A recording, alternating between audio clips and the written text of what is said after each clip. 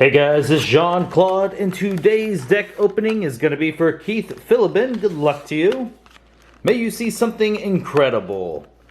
Alright, we are less than a month away from Mass Mutations. Can't wait. I'm sure a lot of you guys are excited like I am for the brand new set. First off, the Archon is yellow. First house is Saurian. God, second house is Brobnar.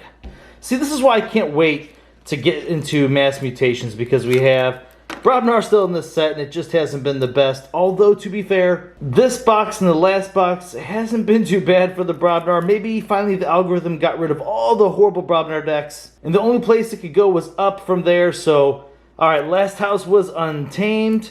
Van Damon of Arcanum C. And Yellow Archons, as always, very hard to see what we got going on here. Got multiple arms, maybe, possibly. Looks like a keyhole, maybe for the head. Alright, let's see what we got inside this thing. One thing you might have going for you today, Keith.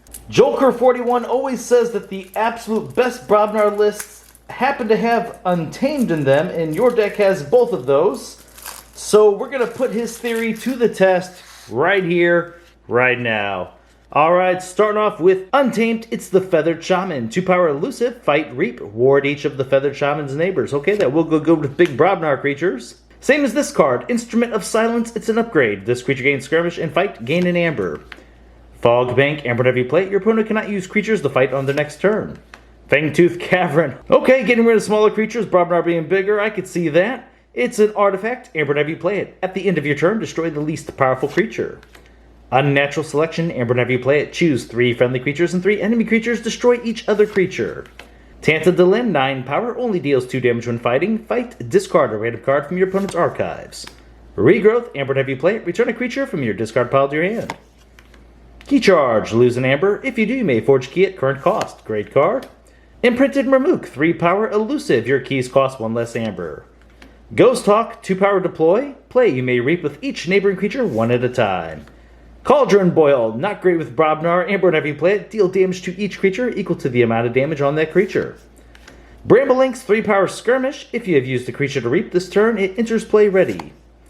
Now we're on to Saurians, it's So Salt, amber whenever you play it, alpha. Until the start of your next turn, creatures cannot be used to reap. Okay, so that slows down the reapers. Oh, oh gosh. A second one of those, you don't really want to see multiple alphas in the same house.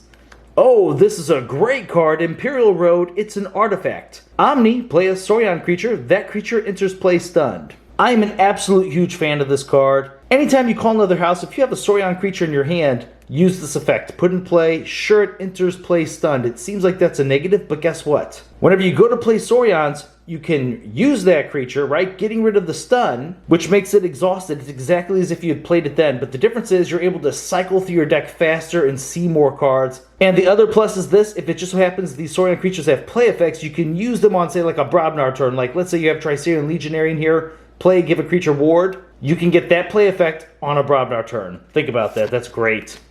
Falaphosaurus, 4-power reap. You look at the top 3 cards of your deck, archive 1, add 1 to your hand, and discard 1.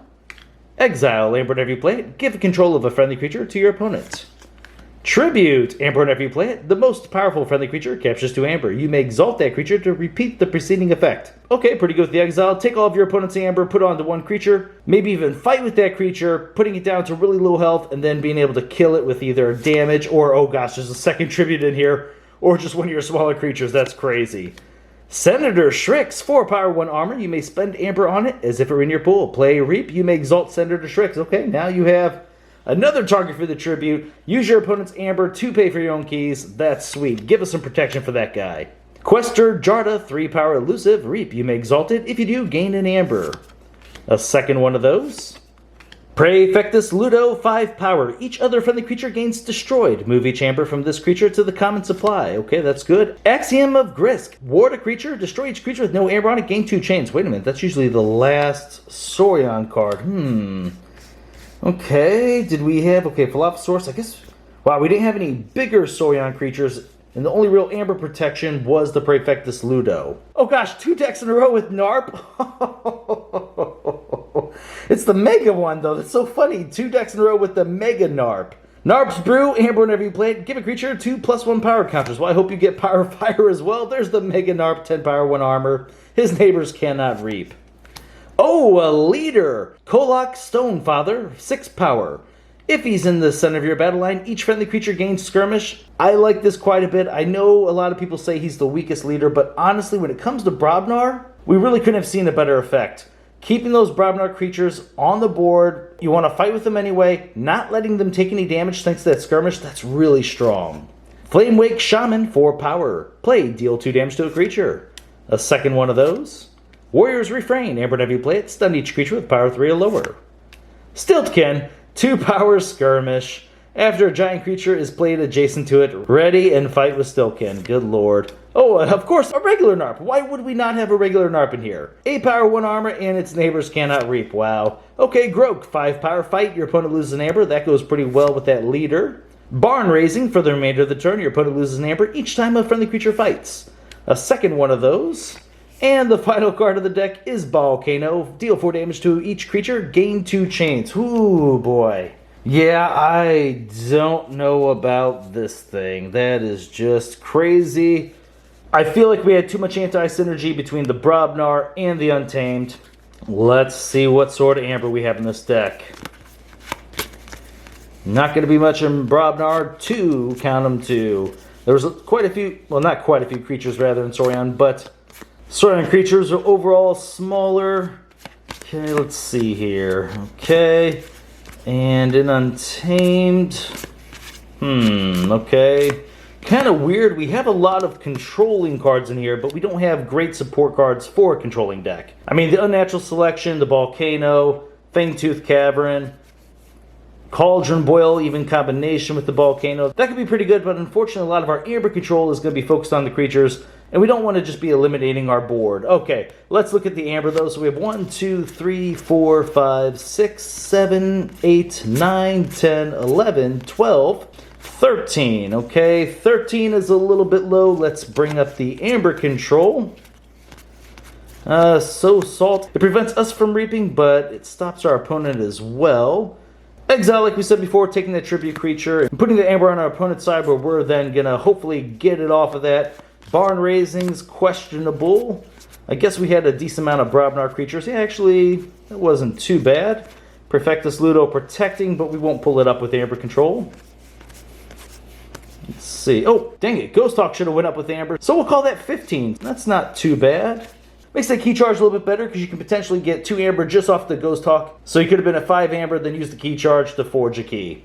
All right, so amber control, there's 3, 4, 5, okay. We'll call that 6. Ooh, that's pretty light. Oh my gosh. All right, it's time to bring up these creatures. Let's hope for a lot of Brobnar creatures. And we also don't want them to be too big because of the tribute, but unfortunately the Mega Narp is going to be very large. So I have a feeling he's going to be the target that is going to always get amber from those tributes. Oof. Once again, I do love that Imperial Road. If you've never got to play with it, you're going to have fun with it. But we didn't really have any Saurian play effects either, so that's a shame. Alright, so 1, 5, 10, 15. Oh my gosh, it's only 17 creatures? Oh, jeez, wow. I'm really hoping I missed some. Regrowth gets us 1 back, but... oh, jeez. All right, let's at least see how many of those were Brobnar creatures.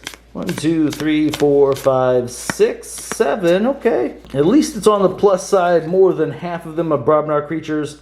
But, to be fair, where are you? One of them is a Stiltkin. 2 are Flame Wake Shamans, which are a little bit smaller, but at least it can take out some smaller Reaper creatures that your opponent might have, thanks to the play effect there. And they are more likely to survive if you can keep that Stonefather in the center of your battle line and use these creatures to control the opponent's board. Man. Whew. Yeah, the Saurians, we just didn't have any big guys. I feel like a lot of these cards just don't really mesh well together. Axiom Magrisk is going to be pretty good in here, at least for the Saurian cards. I believe most of them, except for the Ludo, we're putting amber on them. So no, the Flophosaurus doesn't. Shrix, the Jardas do. Was there only 5 Saurian creatures? Ooh, that's an odd mix. 1, 2, 3, 4, 5. Was there one? No, wow, there's only 5. So Imperial Road can only bring in 5 of these guys. At least I guess it lets you cycle a little bit. 5 isn't too bad for the cycling purposes. Alright, it feels like this deck had a lot of things that went wrong with it, but let's at least talk about something that it can do right. Alright, if you can get the Shrix plus 1 or 2 tributes, and most importantly, the Axiom of Grisk. If your opponent doesn't have any creatures with Amber on them, you can essentially use the Axiom of Grisk, wipe the board, play down a Senator Shrix, use the tribute, capture 2 of your opponent's Amber onto the Shrix, exalt it, then take another 2 from your opponent, and thanks to his play effect, putting an Amber on him, you can all in one turn get 6 Amber onto the Shrix, so you can then potentially forge a key on your next turn. That is a little bit of a big if, but it's at least doable. We didn't have any ways to really protect him, but the Ludo can at least try and protect the Amber. You do have a chance of trying to set some of that up by maybe potentially archiving any of those cards with the Falaphosaurus, so that is at least a little bit of a positive. I think that this deck, if you can get those Brobnar creatures on the board, anytime your opponent plays 1 to 3 creatures on their turn, use the Leader Skirmish to wipe the board, reap with the remaining creatures. I think that can work. You also have the Amber control with the Barn Raisings. So it's not great, but it's also not bad. Let's see, and also I guess the Skirmish with the Stone Father, I mean, it allows the Feathered Shaman to fight, survive, and then ward its neighbors. Keep Tantadolin around if your opponent has an archive deck. I mean, it does have its uses, but honestly, with the 17 creatures, it's kind of weaker. I guess the Instrument of Silence also can go on that Feathered Shaman, so if you really needed the fight effect, use the Instrument of Silence on it, fight, then still get the ward effects on its neighbors. Like I said earlier, I feel like there was a lot of anti-synergy. Kind of a shame. It does have some bigger plays, but there's going to be some other decks that can do those same exact plays. So if it just so happens, maybe you have a deck that has those cards, and that combo of like the Grisk, the Tribute, and the Senator Shrix, that's a really fun thing to pull off. Alright guys, well thank you very much for watching my videos, and I'll see you next time.